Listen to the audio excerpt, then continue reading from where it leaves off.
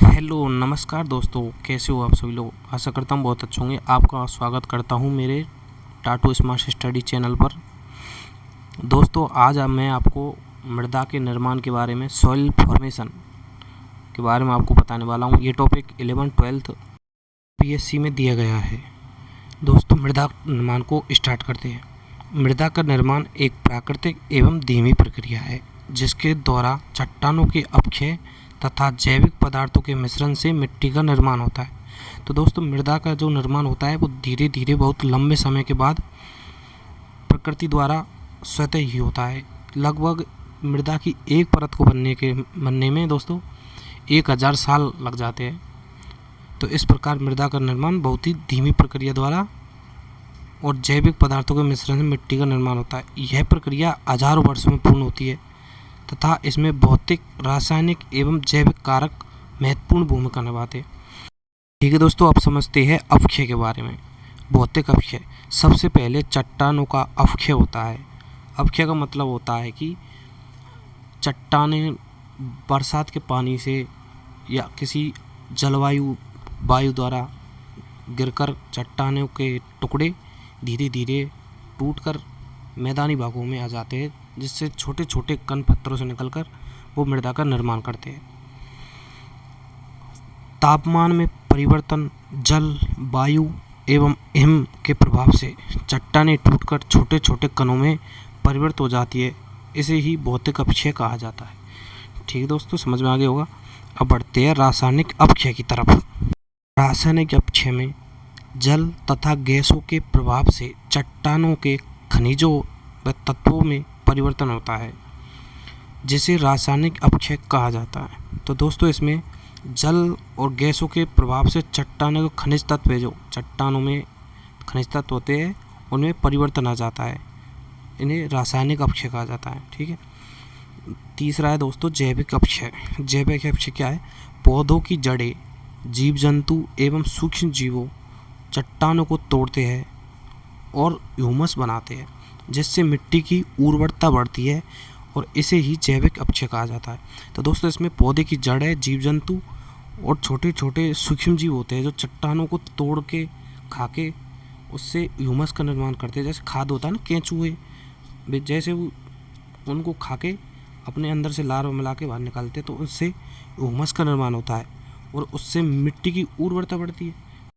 तो दोस्तों मृदा का निर्माण करने वाली 3 ये प्रक्रिया आपको समझ में आ गई होंगी। अब बढ़ते हैं मृदा निर्माण को प्रभावित करने वाले मुख्य कारकों की तरफ। मृदा निर्माण के प्रमुख कारकों में पहला है मूल सेल। मूल सेल क्या है? जैसे चट्टानों के अपक्षयण से ही इस मृदा का निर्माण होता है, पहला है कारक मूल सेल कहलाता है। दूसरा है जलवायु। जलवायु के कारण भी, जलवायु, मौसम से, तूफानों से, इनसे भी मृदा का निर्माण होता है। यह मृदा परिवर्तन होता रहता है। तीसरा है स्थलाकृति। जैसे कहीं गहरा स्थान है, कहीं ऊंचे स्थान पर मृदा बहुत कम पाई जाती है, और जैसे पठारी भाग है, मैदानी भाग है, उनमें मृदा की बहुत मोटी परत पाई जाती है। क्योंकि जो मूल सेल पहला पॉइंट है, उसमें पर्वतों से बह करके पानी द्वारा छोटे छोटे कण, पत्थरों के कण टूट के मृदा निचले भागों में आती है, मैदानी भागों में आती है, तो लंबे समय के बाद बहुत मोटी परत जम जाती है। और जलवायु द्वारा भी, आंधी तूफानों से भी मिट्टी ऊंचे स्थान से चल के नीचे स्थान पर आके जम जाती है। तो इस प्रकार से निचले स्थानों में बहुत मोटी परत हो जाती है। दोस्तों 5वां पॉइंट है समय। जैसा आपको बताया अभी मैंने कि मिट्टी का निर्माण प्रकृति द्वारा बहुत ही लंबे समय के बाद होता है, तो समय बहुत ज़रूरी है इसमें, क्योंकि मिट्टी का निर्माण होने के लिए लगभग हजारों साल लग जाते हैं। ये बहुत लंबी धीरे प्रक्रिया है। तो इस प्रकार मिट्टी के 5 कारक मैंने आपको बता दिए। इन सभी कारकों के संयुक्त प्रभाव से मिट्टी की बनावट, रंग, संरचना तथा उर्वरता निर्धारित होती है।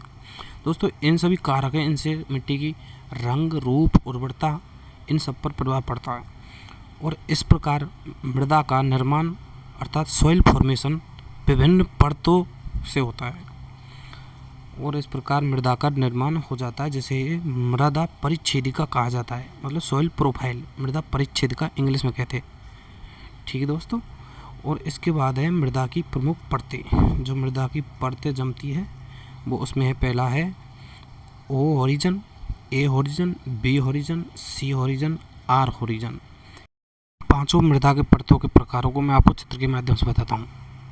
पहला ओ परत, ओ हॉरिजन ह्यूमस का है, इसमें ह्यूमस का निर्माण होता है।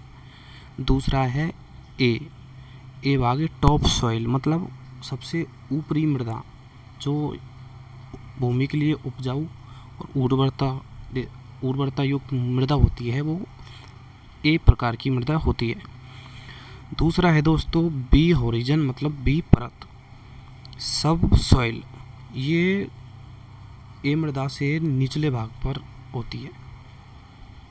तीसरी है दोस्तों सी हॉरिजन, सी परत, ये उससे नीचे, और इसमें खनिज लवण तत्व ज़्यादा पाए जाते हैं, जो उससे नीचे होती है आर बेड रॉक, सबसे निचली कठोर परत होती है जो वो होती है बेड रॉक, सबसे निचली आर।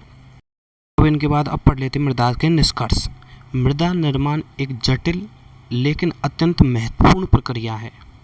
मृदा निर्माण एक जटिल प्रक्रिया है, लेकिन ये बहुत ही महत्वपूर्ण प्रक्रिया है, जो कृषि एवं पर्यावरण और जीवन के लिए आवश्यक है। जैसा आपको पता है कृषि के लिए मृदा, पर्यावरण के लिए भी, जीवन अपना कृषि से होता है, तो जीवन और कृषि और पर्यावरण के लिए बहुत ही आवश्यक प्रक्रिया है। इसके बिना पौधों का विकास संभव नहीं है। ये तो सभी को पता है कि पौधे मृदा में ही लगते हैं, पौधों के लिए मृदा की आवश्यकता होती है। तो दोस्तों इस प्रकार ये टॉपिक ख़त्म होता है। आशा करता हूँ आपको बहुत पसंद आया होगा ये टॉपिक। आप कमेंट करके ज़रूर बताएं। मेरी पहली वीडियो है, मैंने पहली वीडियो बनाई है एडिट करके, और मैंने ये नोट्स एडिट करके टाइपिंग करके बनाए, मुझे बहुत मेहनत लगी दोस्तों। तो वीडियो को पसंद आई हो तो लाइक ज़रूर करें और कमेंट करके बताएं कैसी लगी। आपको ये नोट्स PDF चाहिए तो मुझे कमेंट कर दें, मैं आपको भेज दूँगा, लिंक दे दूँगा डिस्क्रिप्शन में, वहाँ से भी आप डाउनलोड भी कर सकते हैं। व्हाट्सएप चैनल पर आ जाओ। ठीक है दोस्तों, थैंक यू वीडियो देखने के लिए, थैंक यू, धन्यवाद।